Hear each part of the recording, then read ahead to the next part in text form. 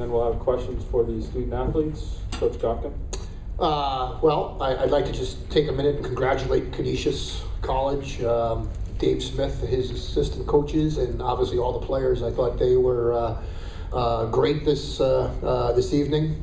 When you look back at it, I think you could really say they've been great now for 3 or 4 weeks. I mean, they've played wonderfully. You know, they've beaten some great teams, starting with the last weekend of the regular season. You know, beating RIT home and away in the regular season, and beating, I thought, a pretty good Bentley team. You know, in the first round of the playoffs.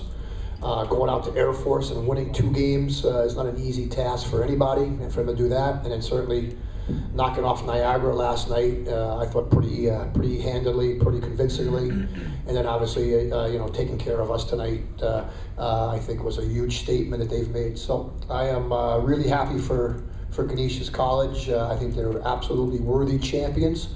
I'm obviously disappointed from our end, but at the end of the day, they were just a better team tonight.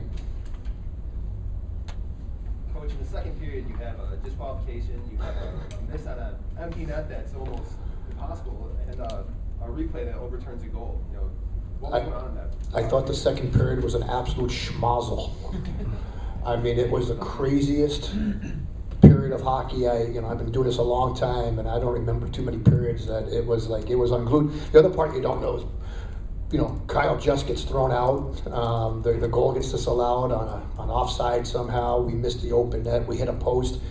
We lose Paul Chaisson because his skate breaks. We don't have him for 10 minutes. It was like, it was a nightmare schmozzle second period for us, and you know, that's just how it goes. You know, but through all of it, you know, we start the third period and we're down. You know, we're 4-2 1 minute in.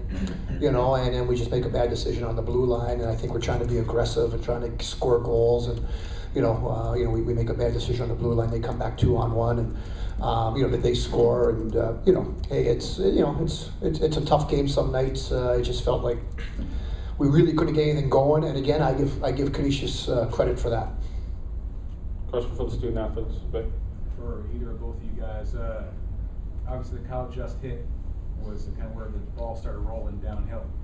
Your thoughts on that play? Did you feel like it warranted what it got at 5 in the game? Nick, you want to take that one? I mean, with those calls, they can go either way.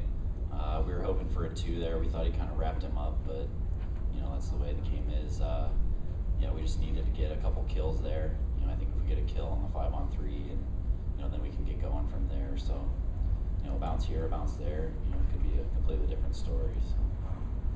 Paul, your comments? Yeah, from looking at the replay, it looked like he wrapped him up. I don't think it should have been a 5, but I mean, those are the breaks in hockey, and I mean, we didn't answer the call.